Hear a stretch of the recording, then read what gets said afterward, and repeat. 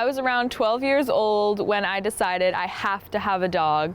And adoption was pretty much the only option. I didn't really look into breeders or anything because I'd always fostered with my family at our local shelter. So that was just kind of the first option that I looked into. And I was only 12, so.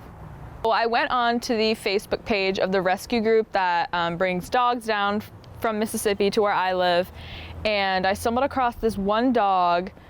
The pictures were so horrifying. It was matted, a little tiny white dog, seemed to have some sort of wounds all over his stomach.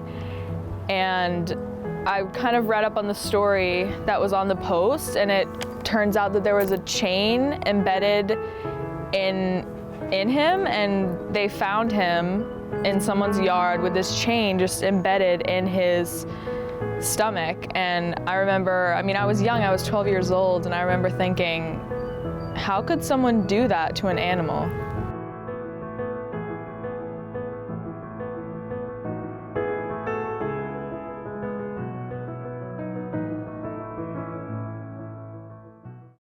My name is Deb Childs, and I am a supporter and volunteer for both Nantucket Island Safe Harbor for Animals and Little Mountain Rescue.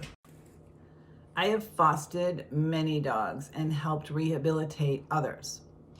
I have officially adopted 4 dogs. I will begin with Charlotte, who's a Blackmouth Mountain Cur mix. About 5 months old, she's a survivor of a gunshot wound directly in her mouth.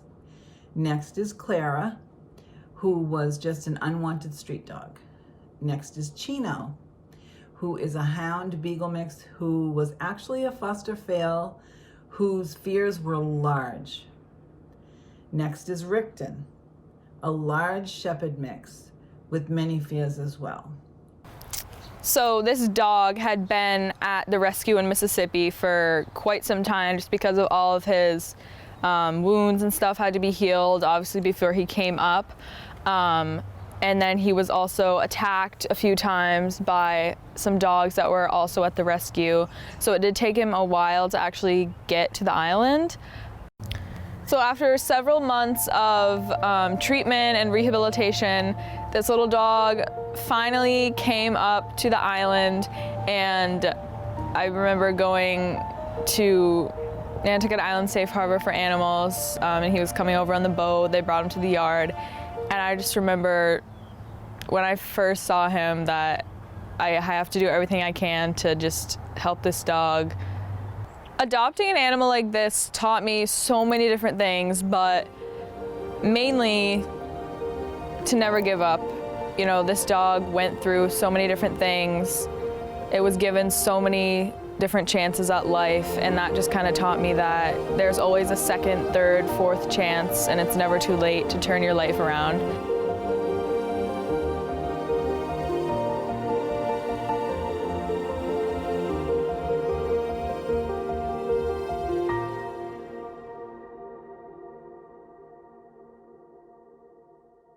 Being involved in a rescue adoption is the most rewarding experiences I have ever had and will continue to have.